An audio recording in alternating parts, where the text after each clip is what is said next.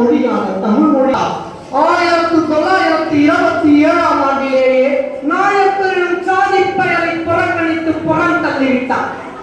பெரியார் என்று பெண்கள் பட்டம் தருவதற்கு முன்பாகவே அன்பின் பொருட்டாலும் பெரியார் என்ற பட்டத்துக்கு இவர்தான் பொருத்தமானவர் என்று முதலில் அவரை பெரியார் என்று அழைத்தவர் சுயமரியாதை இயக்கத்தின் முக்கிய பிரமுகர்களில் ஒருவரான நாகர்கோவிலைச் சேர்ந்த சி. சிதம்பரம் பிள்ளை ஆவார். யார் இந்த பெரியார்? எண்ணியதை சொல்லியவர், சொல்லியதை எழுதியவர், எழுதியதை மட்டுமே வாழ்ந்து காட்டியவர். இந்த உலகத்தில் மாபெரும் ஒரு எடுத்துக்காட்டாக திகழ்ந்தவர் தான் பெரியார். அதனால் தான் அவர் பெரியார். சாதியாய் மதமாய் சிரிப்பாய் சிரித்த இந்த தேசத்தை சீர்திருத்திய சீர்திருத்தவாதி. சாலை முனைகளில் கடவுளை மற மனிதனை நினை என்று கல்வெட்டோடு சேர்ந்து சுமையாய் நின்று சிரிக்கிறார். அதனால் தான் அவர் பெரியார்.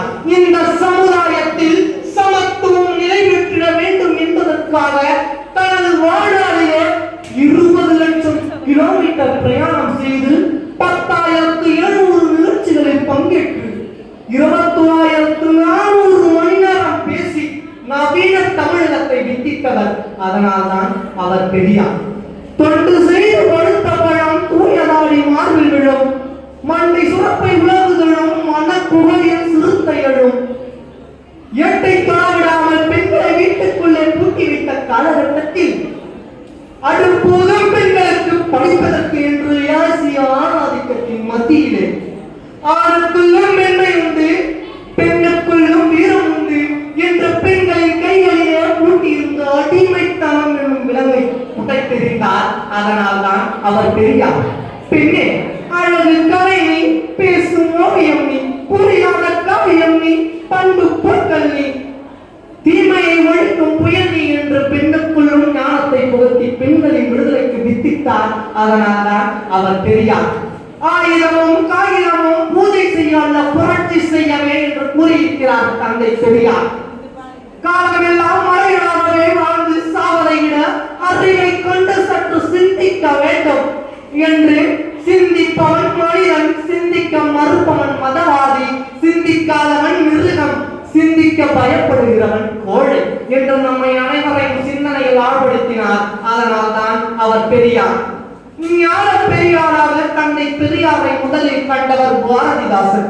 ஏனெனில் இந்த ஞான பெரியார் எங்கெல்லாம் மாணவன் மனம் வேதனைப்படுகிறதோ, எங்கெல்லாம் மனிதர்கள் துன்பப்படுகிறார்களோ அங்கெல்லாம் துன்பப்பட்டவர்களின் பக்கம் நின்று அவர்களின் சாதி மத மொழி இன அனைத்தையும் தாண்டி வஞ்சிக்கப்படும் அந்த கடைசி மனிதனுக்கும் தம் வாழ்வால், கருத்தால், சிந்தனையால், பேச்சால், அனைத்தால் கடைசி வரை நம்பிக்கையூட்டி அருகில் நிற்பவரே ஞான பெரியார். அதனால் தான் அவர் பெரியார். தமிழ்நாட்டை திராவிட நாடு என்று கேட்டவர். தமிழர் கழகத்தை தமிழர் கழகம் என்று பெயர் வைக்காமல் திராவிட கழகம் என்று பெயர் சூட்டியவர். தன்னிலை இயக்கம் என்று தனித்தமிழில் மட்டும் அடையாளப்படுத்தாமல் சுயமரியாதை இயக்கம் என்று வடமொழிக்கும் தமிழில் இடம் கொடுத்தார். அனைவரையும் ஆங்கிலேயம் படிக்கச் சொன்னார். அதனால் தான் அவர் பெரியார்.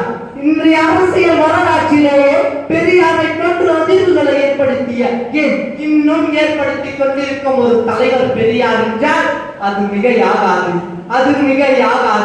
ஏன், எதற்கு, எப்படி என்று 3 கேள்விகளால் கிரேக்க மக்களின் மூளையை துளைக்கிய சாக்ரட்டிஸ் போல இந்த உலகத்தில் பெரியார் கேட்ட கேள்விகள் அறிவியல் உலகத்தை சற்று அசைத்தான் பார்த்தது.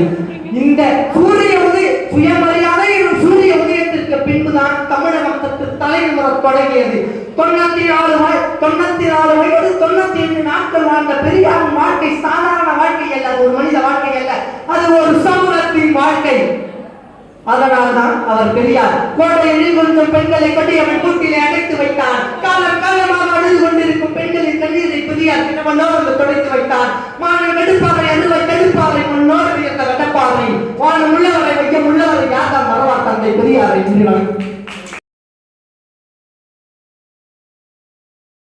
ஆதியிலே அபிமானித்து அலைகின்ற உலகில் நீர் அழிந்தழிந்து வீணே அழிதல் அழகலவே என்று கூறிய ராமலிங்கனுடைய அடியொற்றி வந்த ஈவேரா என்று பிறந்து பெரியார் என்று பெருமை போலத்தை நாம் இன்றும் செலுத்திக் கொண்டிருக்கும். பெரியார் ஏன் பெரியார் என்பது நம்முடைய தலைப்பு. பெரியார் கூறினார் ஏன், எதற்கு, எப்படி என்று கேள்வி கேட்க வேண்டும் என்று கூறினார். ஆனால் நம்முடைய தமிழ் மன்றம் பெரியார் ஏன் பெரியார் என்று அவரையே கேள்வி கேட்கிறது.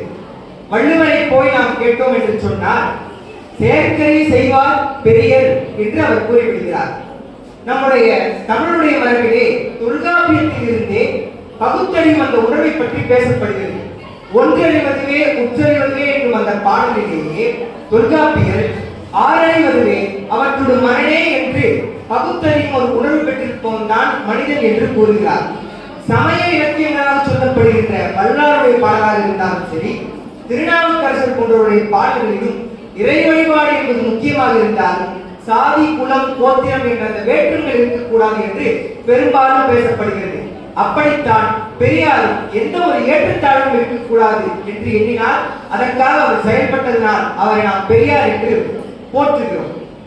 கேரளாவில் இருக்கக்கூடிய அந்த வைக்கம் பகுதியிலே பெண்களே செல்லக்கூடாது, தாழ்ந்து குலத்தோர் செல்லக்கூடாது என்று கூறிய உடனே கடவுள் மறுப்பு சிந்தனை அந்த இடத்தில் பெரியார் கூறவில்லை. ஏன் செல்லக்கூடாது, யார் வேண்டுமானாலும் செல்லலாம் என்றுதான் கூறுகிறார்.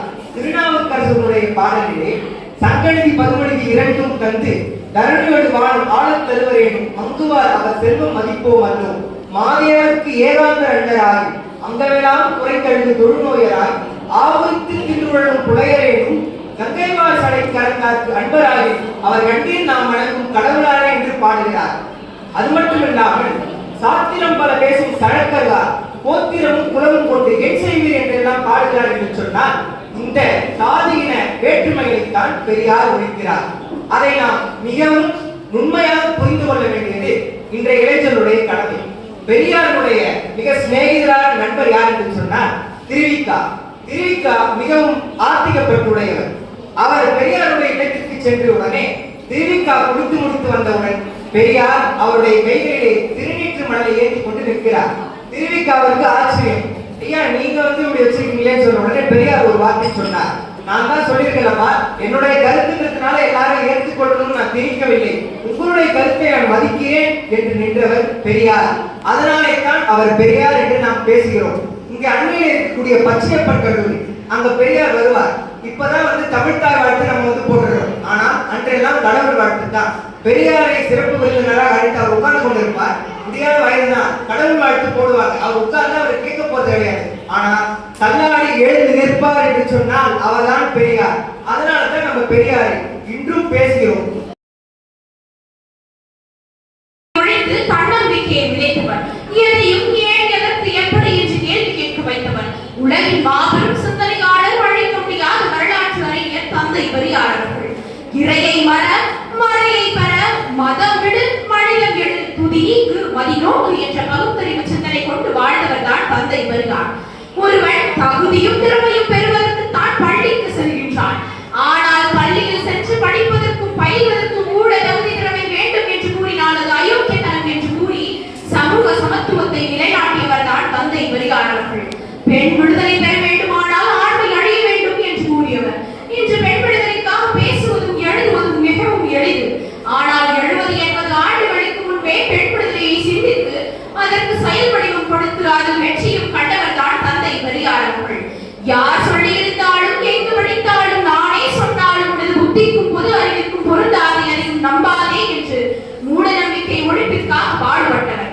பெண் விடுதலை, பெண் கல்வி, கைப்பெண் மறுமணம் ஆகிய பெண்களின் சுதந்திரத்திற்காக தன்னுடைய வாழ்நாளையே அப்படியே கழித்தவர் தான் தந்தை பெரியார் அவர்கள். ஒரு மனிதனிடம் உள்ள கல்வியையும் உயர்ந்த சிந்தனையும் பகுத்தறிவும் தான் பாரதி விளக்கும் மனிதரை உயர்த்தும் ஆயுதம் என்று கர்ஜித்தவர் தான் தந்தை பெரியார் அவர்கள். பெண் உரிமைக்கு முன்னுரிமை எழுதி பெண் அடிமைக்கு முடிவுரை எழுதியவர். மதம் மனிதனை மிருகமாகும், சாதி மனிதனை சாவடியாகும் என்று கர்ஜித்தவர். எழுத்தறிவித்தவன் இறைவன், பகுத்தறிவித்தவர் தந்தை பெரியார். அறிவை தடுப்பாரை, மானம் எடுப்பாரை, அடியோடு பெயர்க்க வந்த கடப்பாரை தான் தந்தை பெரியார் அவர்கள். நம் நாட்டு சடங்குகளோ மதங்களோடு தொடர்புடையவை, மதங்களோ ஜாதிகளோடு தொடர்புடையவை, ஜாதிகளோ அந்தந்த கடவுளோடு தொடர்புடையவை. அதனால் தான் பெரியார் சொன்னார் கடவுள் ஒழிகை என்று. என்றால் கடவுளை அல்ல. ஜாதி ஒழிக, மதம் ஒழிக, இனம் ஒழிக, சாதிய ஏற்றத்தாழ்வுகள் ஒழிக என்பதுதான் இதனுடைய அர்த்தம். கடவுள் மறுப்பு மற்றும் தந்தை பெரியார் கிடையாது. தமிழனின் இடுப்பில் இருந்த தோளை, இடுப்பில் இருந்த துட்டை தோளுக்கும், கக்கத்தில் இருந்த செருப்பை காலுக்கும் கொண்டு வந்து சுயமரியாதையை நிலைநாட்டியவர் தான் தந்தை பெரியார் அவர்கள். கடவுளை கும்பிடுவதை பெரியார் வேண்டாம் என்று கூறவில்லை, மாற்றாக கும்பிடசாமி என்பதை தான் வேண்டாம் என்று கூறினார் தந்தை பெரியார் அவர்கள். பெண் கல்வியை பரப்பியதிலும் பெண் உரிமையை பெரிய இயக்கமாக மாற்றியதிலும் தந்தை பெரியாருக்கு ஒரு மிகப்பெரிய பங்கு உண்டு என்று கூறினால் அது மிகையாகாது. யார் பற்ற வைத்து நெருப்பு அது, யார் பற்ற வைத்து நெருப்பு அது பற்றிக் கொண்டு எரிகின்றதே. சாதி மத வேதமெல்லாம் சாம்பலாக இருக்கின்றதே.